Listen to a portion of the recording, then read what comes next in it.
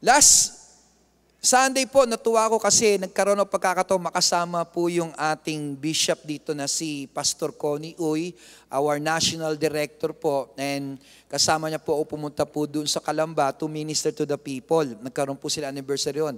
Pero grabe po, kung dito po gumagalaw ang Panginoon, nakita ko po pati pala sa outreach po.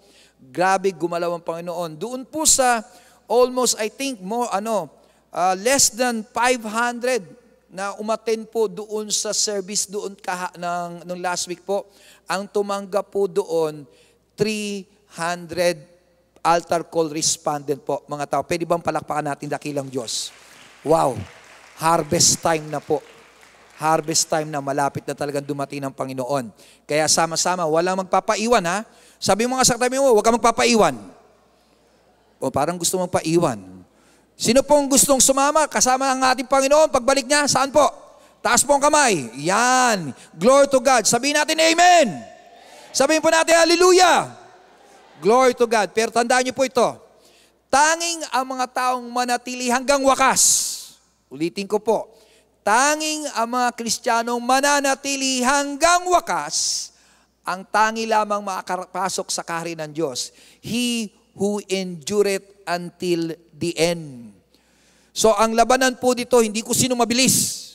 Ang laban po rito kung sinong makatatagal. Glory to God. Kaya isa rin po sa preparasyon ng Panginoon sa atin, kahit po magkaroon ng mga tinatawag natin panahon ng taghirap, yung pong dinadanas nating mga maliliit ngayong mga problema, yung mga dinadanas po nating mga krisis ngayon, those are mga tinatawag nating training grounds po, na kahit po dumating yung last days, all of us will endure. Kaya po yung tatalakayin natin ngayon is importante po sa mga Kristiyano. Lalo na sa mga Kristiyano pong gifted, mga Kristiyano pong meron pong galing at binigyan po ng mga matitinding kaloob ng Panginoon. If you are skilled, if you are gifted, talented, importanteng meron ka nitong katangian na to. A Christian character po that is vital po to make everything na hawak mo valuable po. Amen? Yung katulad po ng istorya, this is about perseverance.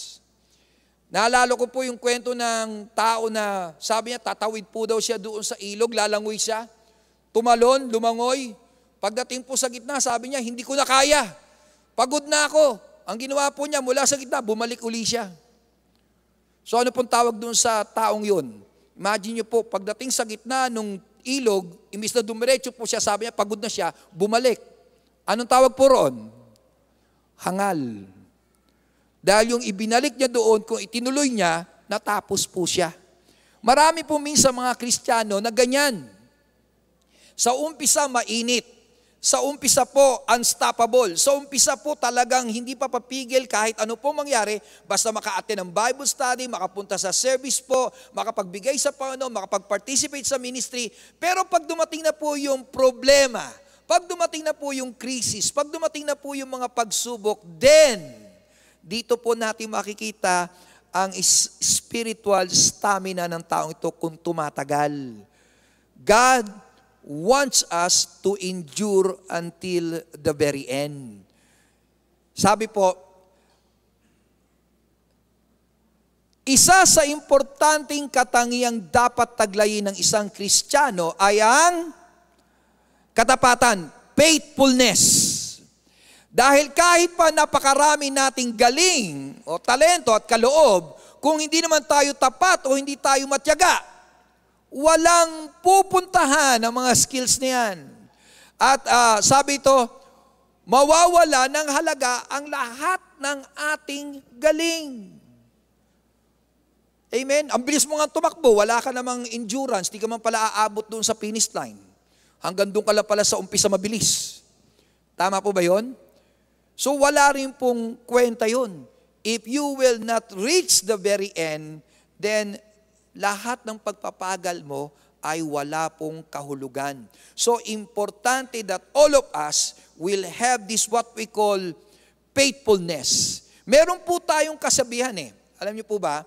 Ano yung kapag may tiyaga, tama po ba yun? Kapag may tiyaga, Kaya po ang ating title ngayon, ito po.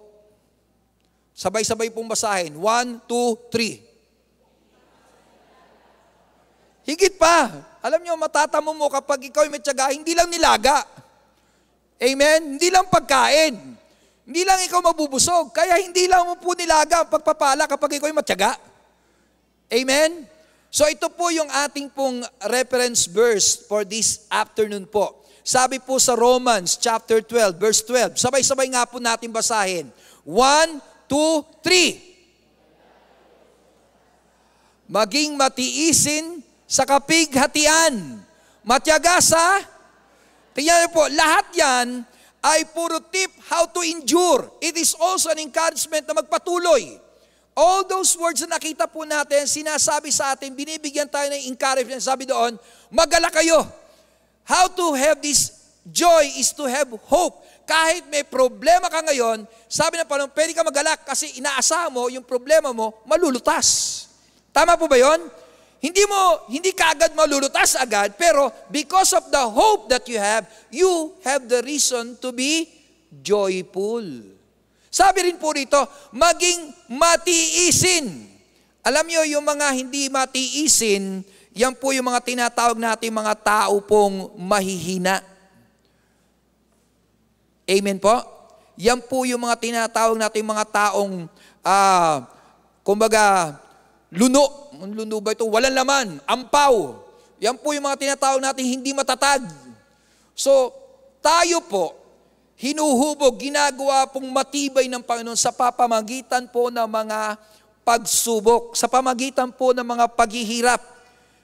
Through this suffering that we endure, it doesn't not only make us stable, but there's something po na ginagawa ang Diyos sa atin. Alam nyo, sabi ko minsan, kapag sa panalangin mo, hindi binibigay ng Diyos ang hinihingi mo, ang totoo nun, may binibigay ang Diyos sa iyo.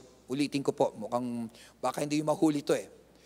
Kapag nananalangin ka, and it seems like hindi nagbibigay ng kasagutan ng Panginoon sa iyo, ang totoo, may binibigay ang Diyos sa iyo.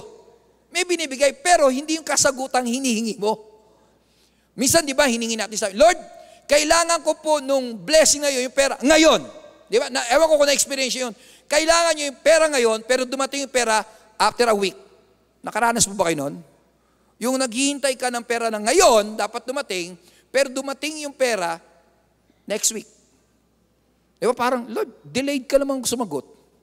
Lord, parang atrasado ka, parang ang bagal mo naman sumagot, Lord, di ba? Pero ang totoo, maaaring hindi niya binigay yung pera ngayon, pero may binigay siya sa'yo for the whole week. Ano po yung word na yon? Yung word na pagtsatsaga.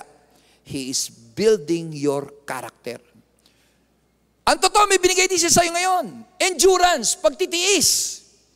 So there's something more important na binibigay sa iyo ang Diyos other than what you are asking for. Ulitin ko, minsan, ang ibinibigay talaga sa iyo ng Panginoon, hindi inaakala mong mabuti sa iyo. Ang ibinibigay sa atin ng Diyos, yung mas higit na makakabuti sa iyong pagkatao. Katatagan. Amen. So sabi mo nga sa katabi mo, humanda ka, kailangan mo maging matatag. Sabi mo nga sa katabi mo, humanda ka, kailangan mo maging matatag. Sabi po rito, nabubuo ang karunungan sa pandayan, di ba? Ng pagtsatsaga. Wisdom is forged in the fire of faithfulness, of perseverance, of endurance. Wisdom is forged. Ibig sabihin po, nadadarang. Pag nadadarang ka sa paghihirap, lumalabas ang iyong karunungan. Alam nyo, lalong tumatalino ang tao kapag nakakaranas ng paghihirap. Naranasan ko po minsan yan. Kami po ay, nakaranas po ba kayo pag nagkaroon ng problema, kung tawagin ko yun, when it rains, it pours? Yung hindi pa tapos yung isang problema mo, may darating pang problema uli. Tapos hindi mo pa nasusurvive yung dalawang problema na yun, meron pa uli problema darating. Nakaranas po ba kayo noon? Tama ba yun? Now, one time po, kinapos kami ng budget. Kinapos kami ng budget talaga nung misis ko. So, sa bahay po, nagkaroon pa ho ng pagkakataon na bali po naging dalawa pamilya ko eh. Kasi yung kapatid ko po, yung kanyang asawa galing Qatar umuwi. Kasi nga nagkaroon ng problema, walang trabaho. Tapos nung pumunta po sila doon sa San Pedro, nagkaroon pa po ng habagat. Alam niyo yung habagat? So yung pong bahay nila lubog, hindi po matirhan. Hindi lang po yun, yung mga anak niya hindi po makapag-aral kasi hanggang ngayon po yung eskwelahan, lubog pa rin. Hanggang ngayon po lubog pa rin. So napilitan po doon mag-evacuate sa amin, naging evacuation center po sa amin. So imagine nyo po, doon sa bahay nagkaroon ng 2 pamilya ako. 2 na po yung aking pinapakain doon. So kinapos talaga kami. Alam mo, natawa po ako eh. Kasi kung kailan po wala kaming pera, tsaka naubusan kami ng gas na panluto. Gas na panluto. So sabi, paano kayo magluluto ngayon yan?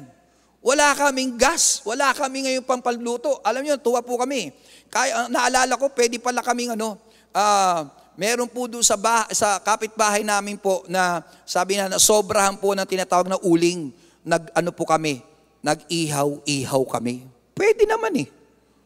Amen? Praise God. Tapos may makita ka mga malunggay doon sa tabi-tabi. May kangkong. Kuha ka lang doon. Naggawa kami ng crispy kangkong. Pag naghihirap ang tao, tumatalino. Pero minsan pag yumayaman, parang nagiging bobo. Alam mo bakit? Kasi hindi makagalaw pag walang mga gadget. Amen?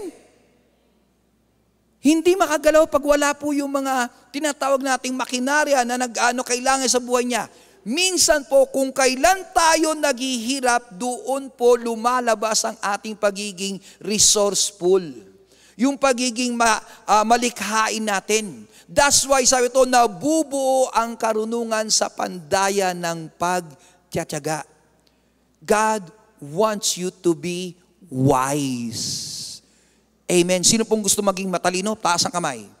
Taas ang kamay, gusto marunong. Yan, humanda kayo, magkakaroon ngayon problema. Praise God. Sangkap ng pagbabago. Tingnan niyo po ito. Sabi rito, ang pagbabago ay parehong milagro at pangangasiwa ng tao. Miracle is both, transformation is both the miracle of God and the stewardship of man. Ulitin ko po yun ha. Sabi daw po rito, ang pagbabago ay kombinasyon po ng milagro ng Diyos at ng ating pong pagiging mabuting tagapamahala. Sabi po rito, ipinangako ng Diyos na gagawin niya mga bagay na hindi natin kayang gawin. Ngunit natapat, subalit, pero however, inutusan niya tayong gawin ang hindi niya gagawin para sa atin. Tama po ba yun? Inutusan niya tayong gawin ang hindi niya gagawin para sa atin. Ano po yun? For example, sabi ng Panginoon, pagpapalain kita, bibigyan kita sabi natin, kailangan mo sa pang-araw-araw. Pero sabi ng Panginoon, magtrabaho ka. Tama ba yun? Magtrabaho ka. Ipopromote ka ng Panginoon, sabi, ipopromote kita, pero maging tapat ka sa iyong boss. Huwag mong kinakalaban siya palagi. Amen? Papagraduate kita ng high school, pero mag-aral ka. Mag-aral ka. Tataas ang grade mo, pero mag-aral ka. Para po lumago tayo, ito ay partnership ng Diyos at ng tao.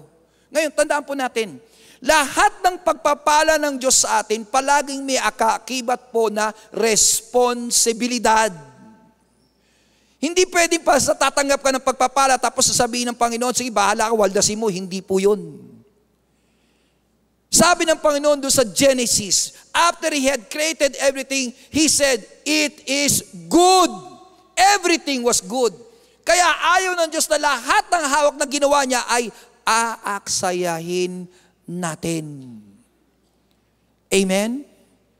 God doesn't want us to waste the things that God has created beautiful. We must become responsible. Praise God.